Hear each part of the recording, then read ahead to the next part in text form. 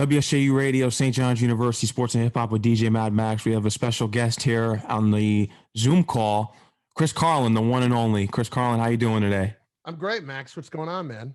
Not much. It's an honor to have you here. A longtime listener, listened to you on The Fan for many years, and now you're on ESPN Radio. And how was that transition? Because I know it was an honor for you to be on The Fan at a time, but now you're on ESPN Radio. Yeah, I mean, listen, it was, bumps in the road in your career, things that happen. Yeah. But ESPN's been absolutely phenomenal. You know, the day that I got cut loose by The Fan last year, they called within minutes, and they were fantastic from the get-go. It's been an absolute blast working there, and it's been fun. It's been different. Doing a solo show is something that I haven't done in a while, so I've enjoyed it. It's been really good. Mm-hmm. What's something that ESPN Radio has done better in your eyes than The Fan? I don't know if it's better. I think it's just the thing that I think we see is that there is a tremendous unity among all of the shows. Everybody supports one another and all that. And not to say that wasn't the case at the other place, but I just think that it's more of a situation here where, Michael, Don, and Peter will have me on the end of the Michael K show to kind of promote what I'm doing.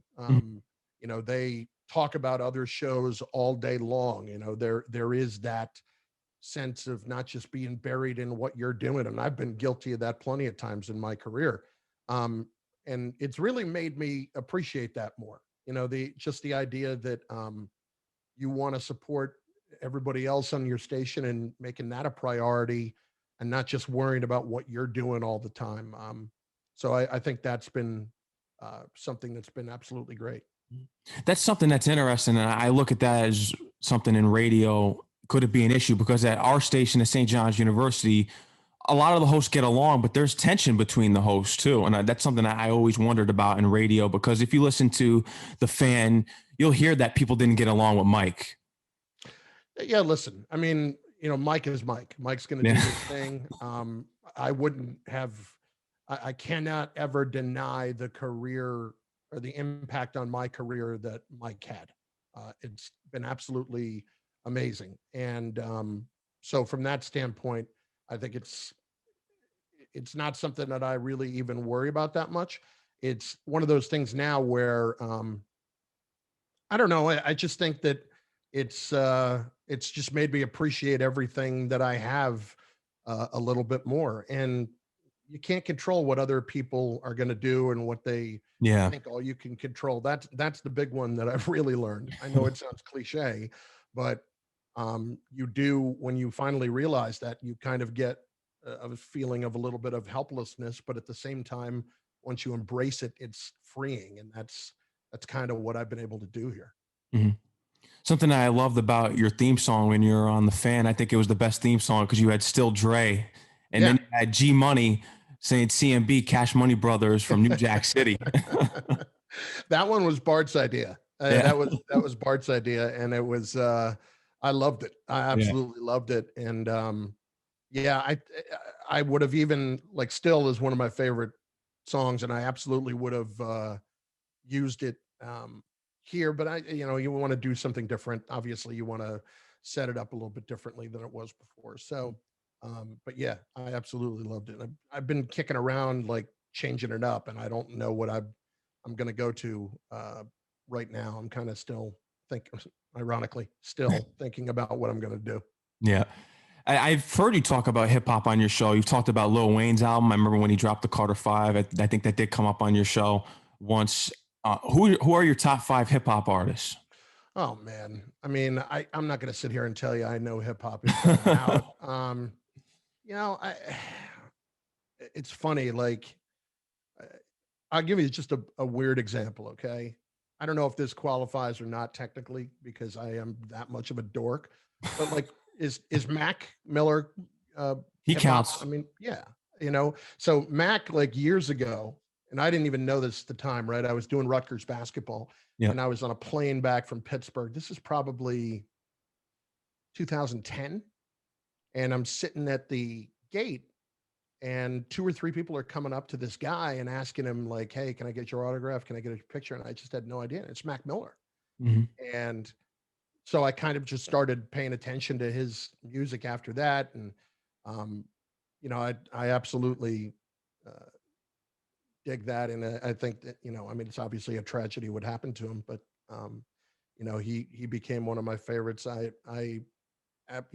Jay is always going to be one of my favorites. I mean, I'm an older guy, so it kind of just goes with that. Yeah. But, I like all the uh, old school stuff. I'm not too into the new guys because you can't even understand what they're saying half the time. I listen. I could not sound like more of an old guy when I try to talk about the new guys. Like that's what I rely on Peter Rosenberg for. Like, educate me. Fill me in Yeah. on what's good and what's working these days. And Pete's amazing. Yeah. Everything he does with that stuff. Mhm. I want to take it back to the beginning. What was it that made you want to get into being a radio host? What inspired you? And also, who was that guy that you listened to growing up that inspired you? Like, some people look at you that's my guy who I listen to on the radio. That's who I want to be. Who was that guy for you? And just to start, or you want to be a radio host? Well, like I never thought, like in high school, junior high, anything like I was a huge sports fan, but I never considered it remotely. Never even considered it. Yeah. But I listened. I was in high school. I delivered for a drugstore, Mhm. and I drove around all day listening to Mike and the Mad Dog and listening to the Fan and Summers and Salzburg and those guys. But Mike and Chris were obviously my guys when I was listening, but I didn't know until I went to college, and I went to small school in upstate New York, named Hobart, and it's D3. And they don't have a sports broadcasting program. They had a radio station. And so one day, um, my freshman year, this kid lived on my floor named Josh Lytle comes up to me and he's like, "Look, I know you know a lot about sports. You know a lot about football." And I'm like, "Yeah, a decent amount. I played junior high, but I obviously knew it." Mhm. And he said, "Well, the color commentator on the football broadcast just got, tossed off. Apparently, he was a former player and he was a senior, and somebody, like, he was completely drunk and obnoxious at this bar downtown, right? And he's standing at the bar and he's just being that guy. And so somebody behind him just decides, you know what, enough of this. And they go up and they pull his pants down. They pantsed him like he had like sweat. And he just turns around and punches the first person he sees. And it's an off-duty cop. So, Oh like, no. that's not bad luck. That's just dumb luck. Yeah. and and so, needless to say, he was asked to not return to the broadcast, and they needed somebody kind of quick. Mhm. And they actually found somebody else, but they got me involved as a sideline reporter, and I just fell in love with it. I absolutely fell in love with it. And like by the time I was into the middle of my freshman year, I was getting to call these basketball games, and I couldn't even imagine from that point forward ever doing anything else. It just was amazing. I only did a couple of talk shows here and there, and never really thought about that at the time. I thought more about being like, the next Marv Albert, that kind of thing. Even though I had this like high pitched, squealy voice, Mhm. but and like I said, we didn't have a program for it, and it was Division III, and nobody really was that interested in sports. So I got a chance to do it. Like, if I wanted to do a game, I could just go do it. I don't have Yeah. to sit and wait in line. Now, granted, I never learned a lot technically, but I learned from just listening to other guys on TV and radio as far as how to do it. Would you say that college radio really sets you up for the pros? Oh, no question. Yeah. No question. The opportunities that are created, and then just the idea of getting better, um, like for instance, just getting to do all of those games, and the reps of doing it, was something that I wouldn't trade for the world. I really wouldn't. And it led me to doing, just to give an idea, right? Like, we had a minor league team in the town. Um, it was in like the league that, like, the Staten Island Yankees were in. It was well before them. Yeah. Um, the New York Penn League, and the college radio station, like nobody carried the games, and they started carrying the games. And so I got an internship with that team, and I started broadcasting baseball games in the summer. And the team moved the next year. They liked me. They brought me back down there. And, like just getting to do games was amazing. But more than anything, like I could go on and I would go and do like music shows. I would go and do like other shows. And it was pretty incredible. Like I will always have a soft spot for 89.7 WEOS in Geneva, New York. That was my station. And when you're doing play-by-play calls, I also saw that you were doing a variety of sports. I think you did lacrosse too. Yeah. Oh yeah. Did a ton of lacrosse. Like that was the big sport at Hobart. When I was there, which was in the mid 90s, they had won 13 national championships in a row in D3. So that's all anybody cared about in terms of sports. I did lacrosse. I did women's soccer. Yeah. I did men's soccer. I did, I don't think I ever did a field hockey. I did women's lacrosse. They were really good too at William Smith College. I did a bunch of, you name it. Like I just did a lot of different, little bit of baseball, just did a lot of different stuff. And we'd talk about it. Like we'd literally sit there, myself and one or two other people who were interested in this, and would say, all right, hey, baseball's playing on Thursday. Should we do that game? And we'd ask the guy running the station. He's like, yeah, go ahead. Yeah. So that was getting to do a lot of that different stuff was a lot of fun. And like working with ESPN now, I also do a few games and stuff for them a year. And this past year I did a lacrosse game, and it was awesome to get to do on TV between Carolina and Johns Hopkins. And, I'll probably do some more this year.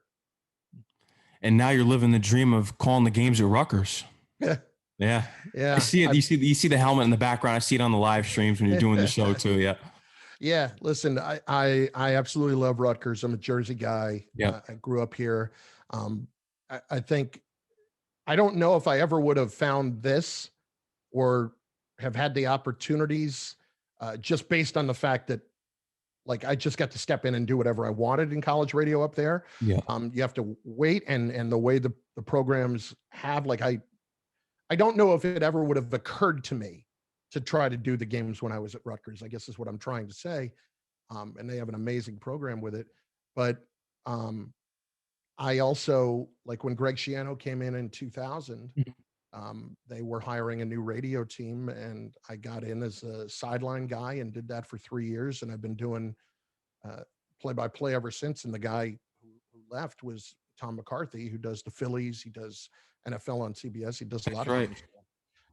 There's a lot there. And Tim Pernetti was one of my partners too, and he was amazing. And so I've been doing it for 17 years, and it's, a labor of love, to be sure. Mm-hmm. And when you began in 1995, you were at the Fan at that time. You also did work with Mike and the Mad Dog, which was a huge show, as you know, from the ESPN documentary, if you were a longtime listener of the Fan. You also did some work with Don Imus, which I'm interested in hearing as the sports anchor. What was it like working with him? Even though he said some controversial things, but yeah, he is an icon in his own right. Yeah, it was crazy. It was absolutely crazy. It was, again, incredible opportunity. The thing that was just one that just happened out of nowhere. And I did it for 2 years. And the exposure you get off that is off the charts. It's absolutely nuts. And for him to give me that chance was pretty special. He wasn't always easy, but a lot of times, that to reach that level of success, a lot of people aren't always easy. That, they understand that they have to fight for themselves in every way.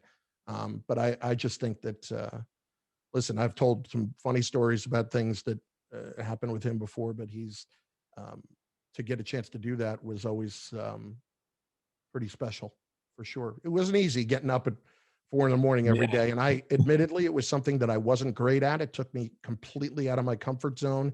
And I don't know that I was ever a great fit for the show, but that was more about me than it was about them. Yeah. I remember seeing Imus in the morning on MSNBC, which was crazy because you would never think that you'd see a radio show on that type of platform. Right. Yeah. And like, that's what really made it just absolutely crazy in terms of what the exposure is that, you know, they'd say to me, all right, listen, hurry up and finish up the sports. We got John McCain coming on. Like, what? You know, like the names of people, of heavy hitters in politics that would show up on the show all the Yep. time. It was amazing. It was absolutely amazing. So, and I think MSNBC had a lot to do with that too. Like, there was this visual element to it that, I mean, what other radio shows had ever really done that before?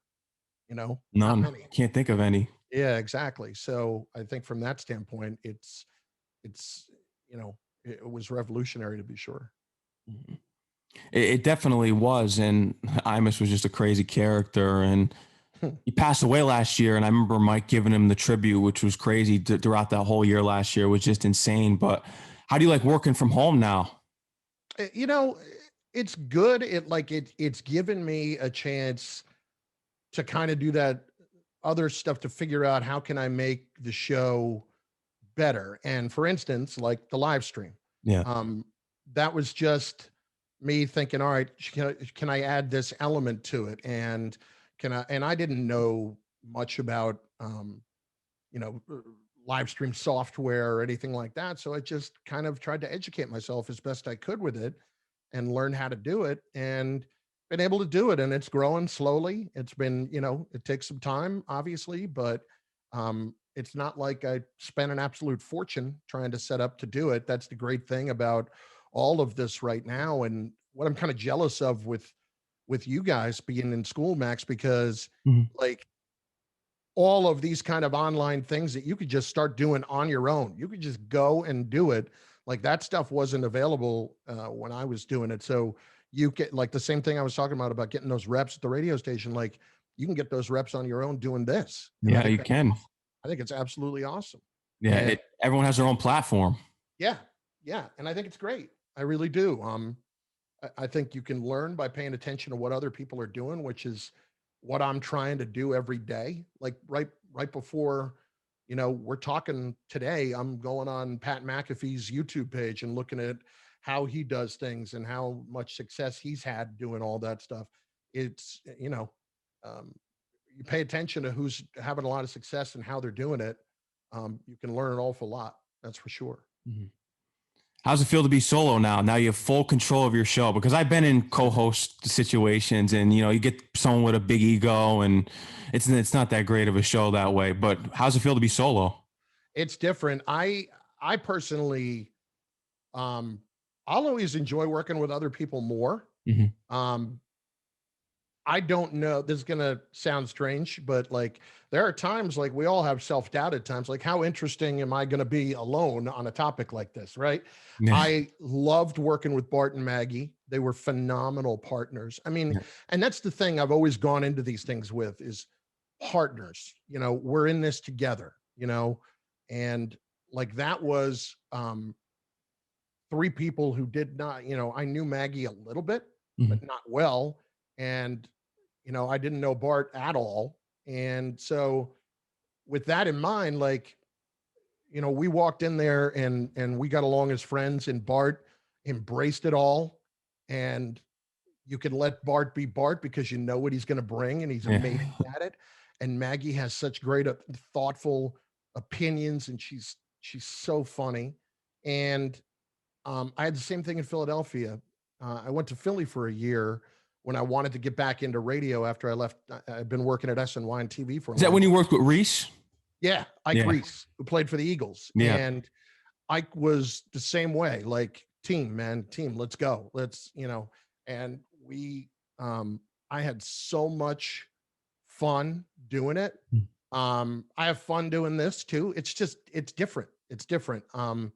I do enjoy having somebody else to react off of, just in a conversation. I enjoy having conversations more than anything else. And like, even in the middle of interviews and stuff, like, I learn, like, all right, Maggie's going to ask a really smart question here about something. maybe I can think of something off of it that I didn't even off the answer or whatever that I didn't even consider. I think you just, you know, I personally have always subscribed to the notion of working on a partnership kind of level. But this has been good too. You're talking about having complete control. Like ESPN, they say go and take some swings, go and do some things, go do what you want to do, and it's been amazing freedom from that standpoint. You know, they really give me a lot of latitude, and you know, they don't have to do that. I never worked for the company before last Yeah. year. They don't know me at all, so they've been great. They've been absolutely great on that front. Mhm. And that's amazing because just thinking about it, my time at WSJU Radio, because they're very laid back on the program in there. And I just think about, you look at a program like Fordham, they're so strict over there at the college radio station. If I went to a strict program, who knows what kind of a show I would have had, because I was able to bring in guests, hip hop artists and athletes and different types of people of all walks of life. And thank God that I'm at WSJU Radio because they allowed me to do that. Listen, everybody's kind of journey is different, you know. How many people have come out of Fordham and been incredibly successful? Look at Michael, look at Mike Breen. I mean, Yeah. kidding me? I think about a kid like Ryan Rucco.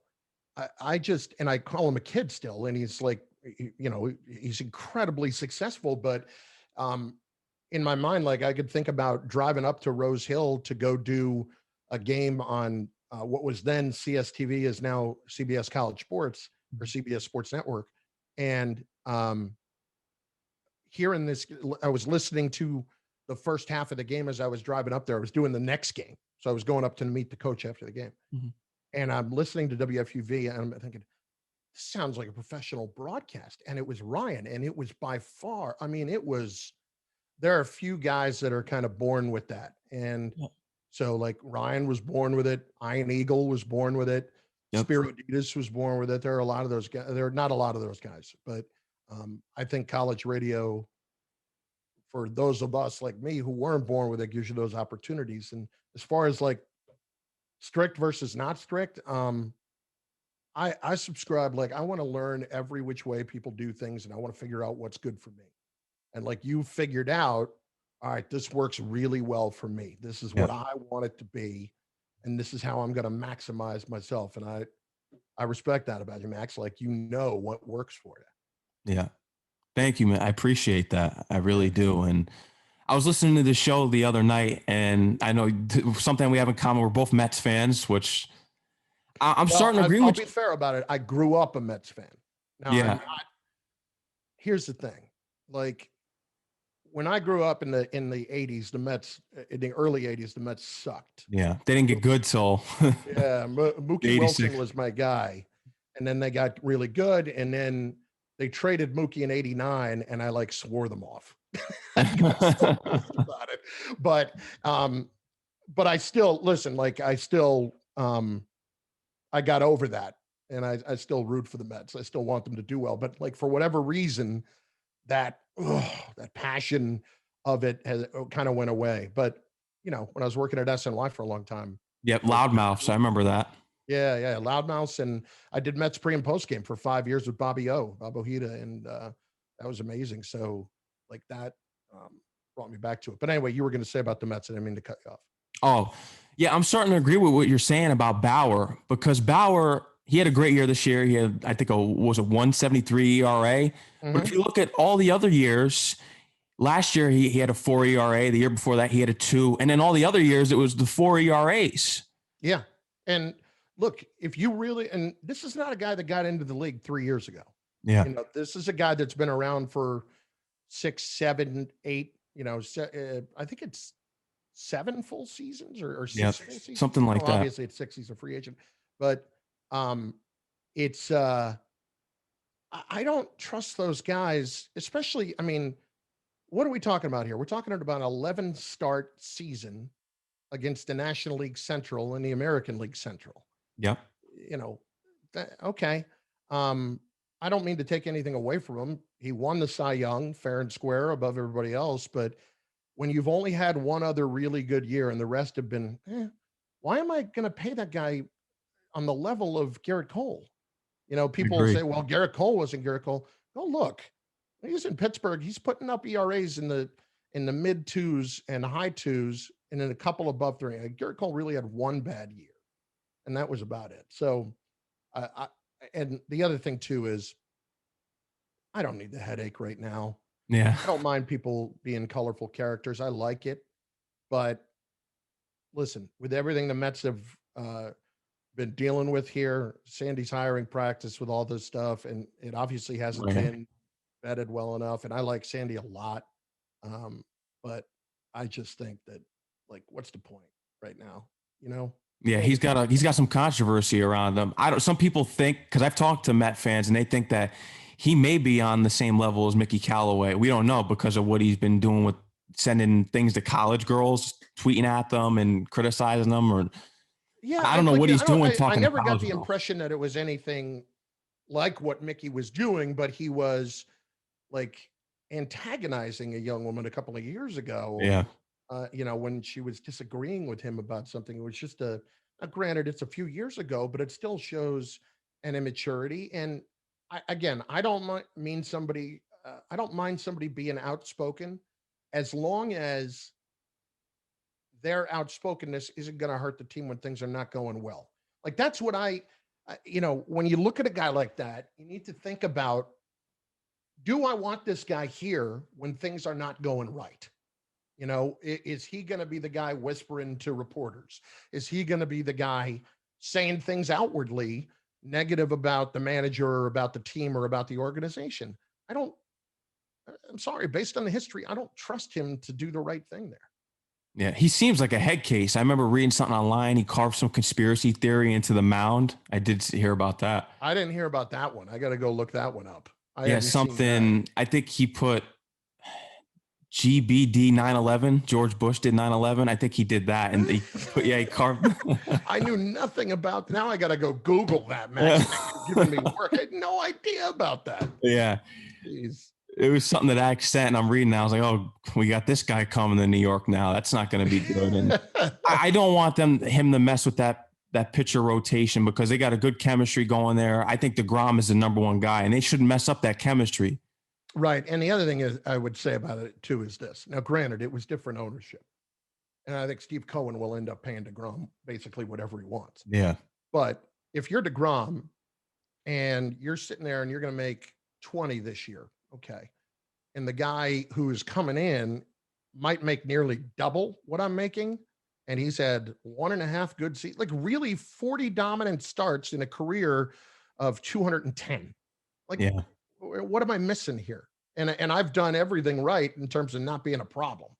So I think for DeGrom, that's that would bother me a little bit. And, he has an out after, I think it's after 2022 or 3. I mean, I don't remember, but he's got an out in the not too distant future. And I don't want to screw around with that. Yeah. I want him to be the number one guy. I think. Yeah. He's been consistent with the Mets. Yeah, he is. I want him to continue to be that, because if Bauer comes in here, he's getting all the attention. He'll be opting out for sure. Oh, yeah, absolutely. And what's the point? Yeah. I mean, again, I think DeGrom would be okay with it if you were talking about if it was somebody like Garrett Cole. Yeah. Like, if you're bringing Garrett Cole in here and you're going to give him that contract, you know what? Good for him. But DeGrom has fired his agents. He did that last year after he signed the extension, because he knew it was, and not only that, a lot of the money in the extension was deferred until the 2030s, another Wilpon gift that keeps on giving. So like, if you're DeGrom, do I want to stay and get all that money down the line, or do I want to go and get as much money as I can right now? I need him to know how much I love him, Yeah. And so I think it would, and I don't pretend to know Jacob DeGrom at all personally, but if it were me, I think it's human nature that it would sneak into your mind of like, wait a second, this guy's getting this off of 1/3 of a good season. Like, are you kidding me? Yeah. I was very angry with the Mets, because I remember it was a late night. It was on ESPN a couple of weeks ago. The news broke that George Springer signed with the Toronto Blue Jays, and I was upset at that, because they need a center fielder. They do. I would have personally signed Springer. I did not think it was going to be two huge guys this offseason. Yeah. From the early indications, they were going to do some things, but and they were going to get at least one big guy, but I didn't think it was going to be two. And look, they're better. They have improved, but I would have rather have seen them spend the money in free agency. And it's not a knock on Lindor. I think he's going to be tremendous here. Yeah. But if you sign them Springer, and then you have the depth of keeping Jimenez and Rosario and having Nimmo on the bench as kind of a swing guy and a fourth outfielder, like that's such an aspect of the Mets that I think has gone so overlooked in the last 10, 12 years, the depth, man. I mean, Yep. look at go remember some of the names of guys that were like, the 10th, 11th, 12th, 13th position players. They're ridiculous what some of the names were. You need quality depth. And I think like if you had Jimenez starting at shortstop every day, which I think you could have lived with, because I think he could end up being a poor man's Lindor, where he may not put up those same numbers, but I think he'll be really, really good defensively. And I think he can put up some good offensive. Yeah, and I agree about Springer. They should have gotten him. Brad Hand, I was disappointed about, and I heard that it was because they couldn't guarantee him the closing position, and I think they should have gave it to him, in my opinion, because Edwin Diaz, I don't want to see him close another game for the Mets. Yeah, I don't blame you. Talk about the gift that keeps on giving. I mean, I don't know what they see in that guy. I really don't. They think he's going to change. They think he's going to go back to his old form. Here's what you're going to see, okay? They may not sit there and say he's definitively going to be our guy. They may keep it a little bit more open when you get to it, but they're going to take, their new people and work with him and try to fix it. But you're not going to see them so undyingly tied to him as you would with Brody, because they didn't make this trade. This wasn't their deal, So there's no need for Sandy to hang in on a guy that hasn't had it the last couple of years, and even admitted one point he didn't know if he was right for New York. Like that one was one that scared the daylights out of me, that I think really kind of escaped a lot of people when he said it. Yeah, I hope the Mets. I don't know. Do you think they should get Jackie Bradley Jr.? I was reading an article this morning. Like, I'm not spending $50 million on Jackie. Yeah, I'm not doing that. I mean, if we're talking about a shorter term deal, but offensively, like, all right, he's great defensively. He's great. Offensively, he's not that good. No. And that's why Springer was so ideal. He may only play center for 2 years, but at the same time, like that's 2 pretty good years, and he's still a really good offensive player. Yeah, they really struck out on George Springer. I was upset when that happened because they just traded for Lindor. It made all the sense in the world. And then I thought of this, and people were like, you'll never be able to prove that. You had the headline with Jared Porter out there. Yeah. Could that have been? But who knows? I don't think that played as much of a role in it. I really don't. I think that considering Sandy's there and has been in charge, I think the plans have kind of been in place for a while for, plans A, B, and C about what they wanted to try to do. And I'm sure Sandy I'm not going to sit here and say that Sandy wanted total control of everything.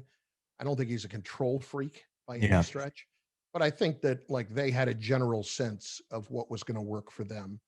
And when the Lindor thing presented itself, hey, give them credit. They rolled the dice on it. They went after it, and hopefully they'll be able to sign him to an extension. There's no denying the player that he is. He's not going to be, Roberto Alomar and Carlos Baerga. That's not going to happen. Yeah, no. That's definitely not going to happen. Yeah. I mean, it's a new controversy every week. Now it's the Mickey Callaway news. You had Cohen, the owner, going through this stocks issue with GameStop. Mm-hmm. It doesn't end for this team. It's like I said at the time, when it got official and the team sale went through, you just took a big sigh of relief. you know, but at the same time, like, I was hoping a lot of those problems had left the building, but not quite Not really. yet. I'm not going to even say that yet. I think there are lessons for Cohen to learn. Listen, he's an incredibly smart guy, Yeah. but he's never had to deal with the public on this level before. Yeah. You know, he's always been, people know of him, and people in the financial world certainly know him. Yep. When you are that smart, you think you outsmart everybody on every level because nobody's telling you otherwise. So I think with that being the case, he's learned a lesson here. And I'm confident that he'll learn from it moving forward. But like, for instance, if you're him the other day, I don't even love the idea that you put out a statement like this, you know, the Mickey Callaway thing. This never would have happened under my ownership. Well, hang on a second. Your financial firm had these issues too. So maybe just dial that back a little bit. Yeah, because he's going through his own controversy. He deleted his Twitter because of it. Yeah, I mean, listen, and listen, I know fans loved having the interaction with him, but for him, that is a no-win. You do not win. Yeah. Yeah, like the guy, the guy, it's like picking a fight with a sports writer or somebody on the radio. Like, they have always got the microphone. They have always bought the ink by the barrel, man. They're always going to have the last word. They are. I hope the Mets finish this free agency out strong. I'm curious to see what they do. I think they're going to get Bauer, even though I may be leery about wanting him now, but we'll see what happens. I'm curious because you're also a Steeler fan. How do you feel about Ben Roethlisberger restructuring his contract and staying? Because I look at the last game like this. I was watching the last game. I get that he threw 4 interceptions. He also had 4 touchdowns, and he threw for 501 yards. Mm-hmm. And he could have brought them back. The problem was in that game, you know, he threw the 4 interceptions. I get it. That defense just couldn't stop the Browns that second half. They couldn't. No, I think it's true. I think they couldn't stop the Browns, and they weren't good in that respect. But I'm a guy that's, listen, as much as I loved him when they drafted him, then he had his issues with the Colorado thing and or not Colorado, but the bar thing. And like, it just, I didn't want to root for him after that. But from what I've seen this past year and a half or so, like, I hope that they are seriously entertaining drafting a quarterback if they can get one that they like, or signing one that they like as well. Like, I would have loved to have seen Matthew Stafford. Personally, I'm ready to move on from Ben, but his cap number this year is 41 million. And that can't be anywhere near that if he really truly wants to play this year. Like, it just has to be, that number has to drop so considerably. And when I mean that, I mean by like at least 50%, because it just can't afford to do it. And I don't know how much is left in the tank. You know, I'd rather be a year early than a year late. And look at what's happened with all these other guys. You know, all right, he may move on and have success somewhere else. I don't think he's Brady, but I think he may move on. And I'm going to have to live with that because I need my organization to move forward. That's kind of how I feel about it. Mm-hmm.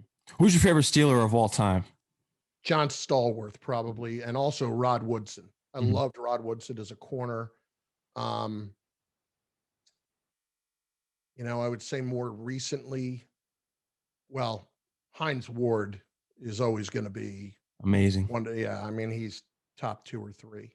John Stallworth is a guy that, like, back in the day, really got me loving them because, like, Lynn Swann got all of the pub, but he was Super Bowl just catch against the Cowboys. Yeah, he was like John Taylor to Jerry Rice kind of thing, you know. Yeah. I loved him. I have a framed jersey of his somewhere downstairs in my house, but that Chris Russo gave me one year for Christmas, as a matter of fact. Wow. Yeah, it was very cool. Yeah, I'd say probably Hines Ward. You know, like, I became a Steeler fan like right after they won all those championships in the 70s. Yeah, with Terry. They didn't win again until 2006. Yep. Or, you know, like I didn't have I had so many heartbreaking losses.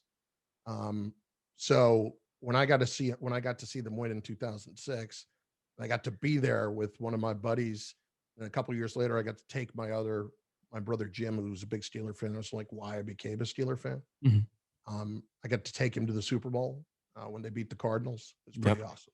Yeah. Yeah, that's great. At least you've seen Super Bowl wins. I haven't even seen one as a Jet fan. I know. Listen, nothing will ever match the pain. I understand. Yeah, no, it's completely horrible. I heard what you said on your show. You think the Jets should roll with Darnold if they don't trade for Watson. And to be honest, I'm not that big of a Sam fan. I say it on my shows. I never liked Sam. I didn't like him at USC. He had the fumbling issues in college. Mm-hmm. And I've had Ira from Staten Island on my show, and we talked about it. He can't read the field. Darnold cannot read the field at all. Yeah. And that's I think the problem, I agree with everything you're saying. Like, I am not sold on him at all. Yeah. But I've seen Fields play in person a few times, and I've watched him a lot. I really, really, really like him. Yeah. I don't know that he's one of those guys that a lot of talent evaluators seem to be very split on. He's going to be a first-round pick. It's just how high. Yeah. And then I saw Zach Wilson. I did the bowl game, the Boca Raton Bowl, but that's against a Central Florida team that has zero defense whatsoever. And he made some unbelievably special throws. But I also, I'd be hesitant. So I guess my point is this: if I have the choice right now, if I'm not getting Watson, and that would be my first preference, I would trade 3 first-round picks for Watson. That's kind of where my line is right now. And I can't go much beyond that. But if I'm not getting Watson, I am moving to the point where, all right, we can take this year knowing no matter who the quarterback is this coming year, the Jets are not winning big. Yeah, no. Not about this coming year. No. Okay. So with that in mind, I can go get better in free agency. I can take my draft picks and get better.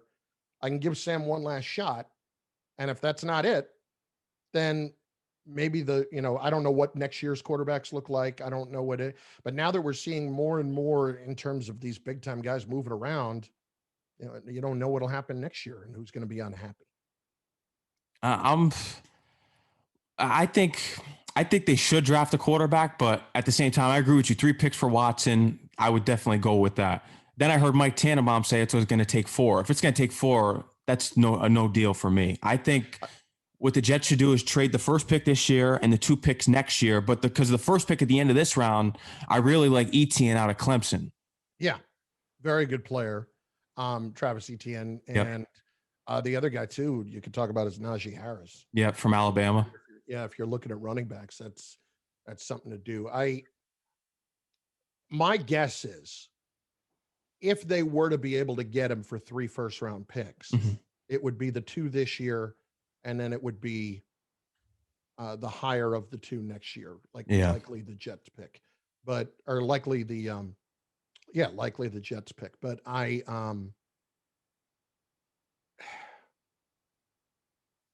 what I'm really confused about is I hear different things about whether or not he wants to be here.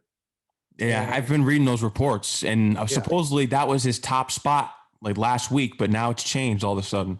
Yeah, I don't know if it's changed or if reports were wrong. I mean, that kind of stuff happens. Yeah. And it's not the fault of the reporter. You're told one thing by somebody who might be in the know, but they might not be in the know as much as you think. So, I'm a little bit conflicted on if he doesn't want to be here, but he's thinking about like Ralph Acciano had today, that like anywhere but Houston. If I get like 5 or 6 teams in competition truly to try to get him, if I'm the Jets, Joe Douglas, I fully believe in. I really do. He was a big part down in Philly when I was there of building that team. If I'm Joe, I've done so much to position myself moving forward with the cap, with the picks, with everything, that I don't want to just hand that all away. And there is, if we truly are going to look at this objectively, there is really a lack of talent on this roster. Oh, big time. Yeah, it is immense. And you need to go and find as much talent as you possibly can and get better and hit on these picks and spend the money wisely. Because otherwise this is, it's going to be stuck in it. And if you go and you trade those picks for Watson, you have to understand that that's also not about winning right now. It's about the long term. Yeah. The thing that scares me about the Watson thing is that not only are you losing your draft capital, you're losing cap space. Yeah, but not a lot. It's not going to kill you right away. In the first year, it's only $10 million, which for a quarterback of his caliber is not ridiculous. Yeah. Beyond that, it's in the mid 30s. Yeah. And I got to tell you, by the time that you get to the middle of that contract, that's going to be more than reasonable for franchise quarterbacks. It's going to be up in the 40s and low 50s, I think, by some point. Yeah, I'm curious to see what they do. I hope they pull the trigger on that. I really do. I hope they get Watson, because then you finally have the franchise quarterback that you've been waiting for since Namath. Yeah, and you need him. I mean, look, they haven't had it. However they get it, I don't care. Yeah. But you know what he is. You know what Watson is. And it is not often, frankly, it's never, that a quarterback of his ability and what he's already done becomes available at 25 years old in a trade. Yeah. It never happens. So that's why you really have to look long and hard at it. But it'll be the defining moment of Joe Douglas's tenure here, for sure. It will be. And something that makes sense for trading for him as well is that I don't think the Jets have great scouts. They're not great at drafting. You look back at all the drafts that they've had, they really don't have that one player that's really solidified himself and become that star for the Jets. Jamal Adams, he was the closest thing to it. Quinnen Williams could be. We're still waiting. Mekhi Becton, we're still waiting. But Jamal Adams, he just opened his mouth and ran his mouth until they shipped him out of here to Seattle. Yeah, but I think look at, again, you want to look at the history, okay, but look at what Douglas did last year and look at what the draft picks look like right now. I mean, you feel pretty good about Mekhi Becton. Yeah. You feel pretty good about Denzel Mims. I think he's got a chance to be a pretty good receiver. Ashton Davis, maybe, we'll see, but they had some other guys who were contributors this year. I felt pretty good about the draft this year. So, again, I'm going to trust in Joe a little bit on that. Yeah. I want to switch over. Well, actually, before I get into the basketball, I'm kind of curious about the situation with the Dolphins, because you have Tua there. You just drafted Tua Tagovailoa, and they want to dump him right away for Watson. I get it. Watson's the proven guy, but Tua, even though he didn't play well against Buffalo, he had 7-2 when he was put in there by the Dolphins. He was 7-2. Mm-hmm. I thought he had a decent season. He was coming off a hip injury and the success I think he had in it's college. just that. I think it's just that. If it's Watson, they'll get involved. If it's anything else, they're not looking for a quarterback. Yeah. Yeah, I think it's simply that. Because again, that guy doesn't become available very often, and that takes the Dolphins not only over the top in the division, but all of a sudden they're Super Bowl contenders. Yeah. They truly are, because Brian Flores is a really good coach. They've done a great job. And I think from that standpoint, you have to look at him and say, Deshaun Watson immediately gives us a chance to win a championship. And he does. So that's why I think they would look at it. I don't think otherwise they would. Yeah. I would take Tua. I don't want Sam here anymore. I would definitely take Tua. Yeah, I think though, if you're the Texans and you believe in Tua, yeah, you take him. Taking that package above all else, because you'd get your number 3 pick overall back, and you'd probably get at least another number 1, if not a couple of number 2s in addition to. Yeah. Everyone knows, that you do, as you said before, with the Mets, you'll root for them. You'll root for them, but you're a Steeler fan. Who is your basketball team for people that don't know? I really don't have one. I mean, I back in the day, living in Jersey, 1 year, 2 years, really, I bought like partial net season tickets. I went to some games there. But I don't really have a true team. Like, I kind of enjoy watching it objectively. I want the Knicks to do well, because there's no getting around that when the Knicks are good, it's an incredible scene. It's absolutely amazing. and you're too young to have really seen it, but the mid 90s Knicks were, and even early 2000 when they went to the finals against the Spurs, like Yep. that was something special. It really was. That the building was rocking every night. The city was all about them. It was great. Yeah. And it's hard to believe that they've had what 150 win season in 20 years. 2013. Like I constantly live in that year, and I'm so happy to see Mike Woodson back on the bench. I was kind of thinking that same thing as I was watching last night. Like, oh, there's Woody. All right, yeah, right there. But they, I like the way that, I like the fact that they're defending. I'm very high on Thibodeau as a coach. Yep. And I think that, Knick fans have been so in the desert for so long Yep. that they want to drink the sand and think it's tequila. Yeah. When they see anything that's great, like, look, I get it. You haven't seen them win. They're not that talented. That's the thing that they're going to run into. That's the biggest problem. But at 10-13, I mean, you would have signed for that in a minute before the season started. So I understand the excitement there. What I love the most, though, is not the defensive end right now with what they're doing. I love the fact that you're seeing a guy like Barrett really develop. He really is. He was shaky because you saw the inconsistency. He's finally being consistent now, and it's interesting to see if they get Toppin to develop. And he's scaring me a little bit because they're not giving enough minutes. But when they're giving them the minutes, there really is nothing there. If they can, it's not scaring me yet, though. I love the Toppin pick, and again with Thibodeau, it's earn the minutes, defend, learn everything about it, and I think Toppin will be a good player. Quickly is obviously doing some really good things. That's been solid so far. He will hit a rookie wall that people have to realize that will come probably sometime in March, I would say. But listen, there's nothing to be anything but excited about the future. And look at what's going on in Dallas. You may end up having 2 lottery picks this year. Yeah. That'd be awesome. And not that anything's a given. Yeah, we're never going to get the first. That's never going to happen again. Thank God for Patrick Ewing, but that's never going to happen again. I was so hoping for Zion. Zion here was amazing, but the one thing I'd say is like I look at a guy like Kevin Knox and like I know he's not 22 yet, but maybe time to give up. Yeah, Frank Ntilikina too. These picks, Phil Jackson really fumbled this organization. He didn't really help you out with Ntilikina, that's for sure. He got Porzingis right, but even then, Porzingis has been hurt so much that it's doesn't even matter now, and he's gone anyway. So it's like, and you've got the picks for it, so hopefully you can make up for that if you get the chance this year. Yeah, I think the Knicks. I think Randall should be an all-star this year. The way he's been playing, I mean, he deserves it. He absolutely deserves it. I don't think he's a starter, but he's done everything right. But I think, I'm not convinced that he'll be a Knick at the end of the year. Like I could absolutely. That's what scares me because I want him to be.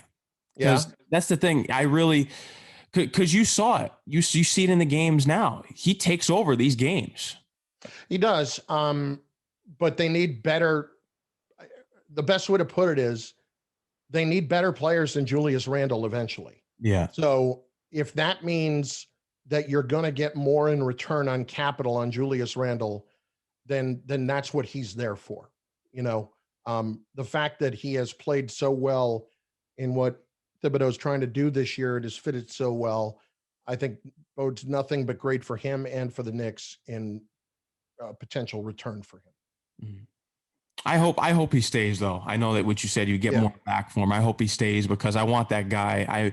I miss Melo being on the court. I want that guy that really takes over on the Knick games. And oh God, Melo, come on, Melo, never a more overrated player than Carmelo Anthony. And I know you love having a guy who's a star and a guy who can shoot and all that. Melo did exactly what I expected him to do. He got the money from the Knicks, and as soon as he wasn't happy, force your way out. Exactly what he was going to do. I loved him though when he came in. I'll never forget it. His first game in the Garden, how crazy that was. Yeah, no, it's absolutely. It was crazy. That was pretty much the highlight. Yeah. But my favorite player on the Knicks was J.R. Smith. When he was sixth man of the year, I love J.R. Smith. JR had a great run, had a really, really good run that year. Yeah, I can see that. Like JR is nothing if not entertaining. That's for sure. Yeah, I think they had a great team. I love Tyson Chandler. I was angry when they didn't keep him. I thought he was really the heart and soul of that team. Yeah, I know, but I mean, we're so much further down the road now that you got to be thinking younger, talent. That's what you got to be thinking about. And I think they have the right people in place to do that right now. Do you think Mitchell Robinson will be that guy, that starting center for them for years to come? Listen, Mitchell Robinson's never going to be Patrick Ewing. Yeah, I don't think so either. No, but I think he's more than a serviceable. That's not even the way I should put it. I think like Mitchell Robinson to me, his high end is occasionally being a borderline all-star. Mm-hmm. But that's pretty good. Yeah. I mean, I think he can, yeah, it wouldn't keep me from making a deal for a big player if I have him involved. Yeah. But I'd also be very careful right now. Like if Bradley Beal is truly available, like I don't know what the Knicks would have to give up for him. And it's kind of a similar situation to the Jets. Do I want to go do that for Beal right now, even though he's still young and in his prime? I don't know about that. Yeah. The Knicks, I feel as though the Knicks just need that one star. They need that. I think they do still need that center that's really going to take over. I'm not satisfied with Mitchell Robinson for some reason. I've seen the foul trouble that he's gotten into in the past and just different things. I'm just not 100% sold on him. But I think an all-star player, a great center, and a three-point shooter. They really need a three-point shooter. Alec Burks is shaky to me. Yeah, no, they need shooting, period. You know, they absolutely need shooting in the worst way. And what does that say about Kevin Knox right now? I mean, that's the reason they drafted him is because he could be an elite shooter. And he's not happy. He's not Steve Novak. If he can't get on the court, that's a problem. Yeah, he's definitely not Steve Novak. That's the type of player we need, though, someone that can shoot. Yeah, you need somebody who can shoot, but you need the two stars at least to really be a big time competitor. You do. Yeah, you really do. And who do you think's winning the Super Bowl? I know this is pre-recorded; it's going to play after the Super Bowl. But who do you think's going to win the Super Bowl? I think I have the Bucks 34-30. I've watched the Chiefs this year a lot, and they're great. Obviously, I don't know if they're the same. I don't know if they're the same team as last year, and I always have trouble going against Brady. The Giants were able to do it a couple of times. The Eagles did it once. But it's not like Brady didn't go out there and light them up. It was really one play, a strip sack by Brandon Graham that got it for the Eagles. So I'm going to go 34-30 with the Bucks. So. I, as a Jet fan, I'll never root for Brady, so I'm hoping the Chiefs win. I'm not saying I'm rooting for him. Yeah, like I said, I don't. I'm going to win. Yeah. No, what I'm rooting for is my box numbers. That's what I'm rooting for. Yeah, that's how I'm feeling. But Mahomes and Kelsey, when they get on a roll, they're unstoppable. They are. And Mahomes is amazing. He's absolutely amazing. And the Jets passed on him, of course. And I talked with this about Ira, all because they drafted Hackenberg. They thought there may have been something there. They didn't take the quarterback in that draft. I tell you what, that's a tough one. Christian Hackenberg. Mike McCagnon, what are you doing? I mean, I just think that, you're always going to have guys that you're going to look back at like that. But there are a lot of teams. There are 9 other teams, right? Was he taking 10th, I think? 10th or 11th? There are 9 other teams that are looking at that like, we screwed that up. I was having this discussion the other day. I'll leave you with this. Like, if you were the Buffalo Bills, and that was the team that the Chiefs made the deal with to move up from 27 to 10. If you were the Bills today, knowing that out of the trade, you didn't get Josh Allen out of the trade, but you ended up with Josh Allen next year. And then you also got Tremaine Edmonds and you got Tre'Davious White. Would you make that trade again?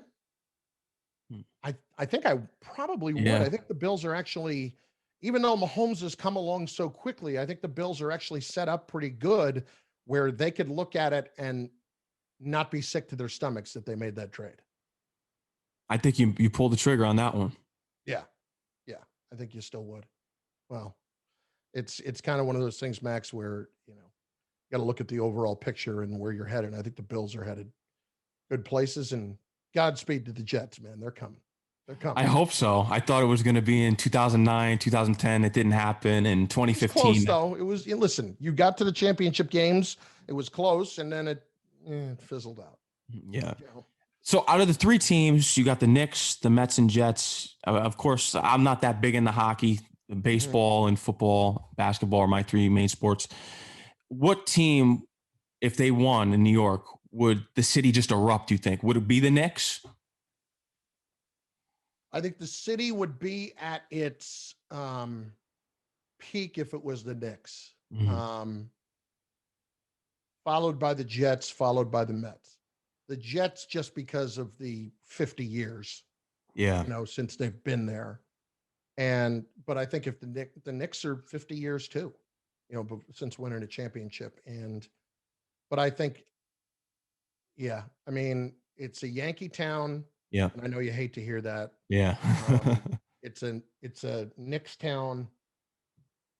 I mean, just quickly, think about the fact that you have three of the biggest stars in the sport in Brooklyn, and the Nets are a much bigger story out of New York than they are in New York.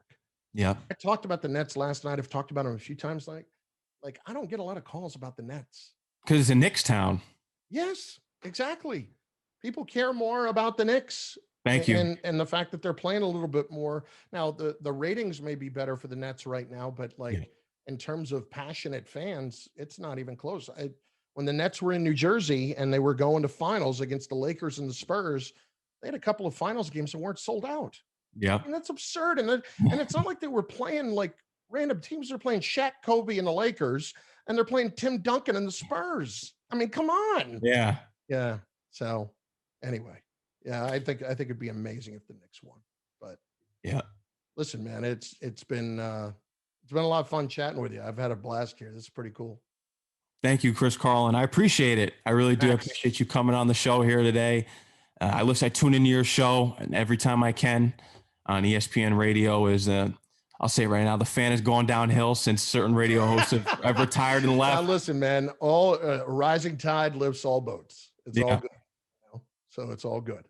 Yeah. But, listen, hopefully we keep doing well and things are good, but I really appreciate it, man. Thank you for the kind words and thanks for having me, and thanks for your patience in getting this done. Oh, no problem. And good luck to your future. We'll love to have you back anytime if you want to come back on the show, and hit me up. We'll do it.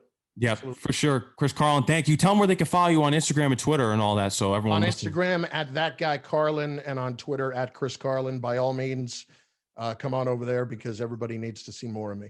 Yeah. And make sure you call in the show and tune in 7 p.m. on ESPN. 7 to 10 every night during the week. Yep. That's appreciate right. It. All right, Chris Carlin, I want you to take care, stay safe. I hope the Steelers get better, and we'll see. We'll see. Thanks. All right, Chris Carlin, take care, stay safe, and stay healthy. All right, you too. Thanks. Yep.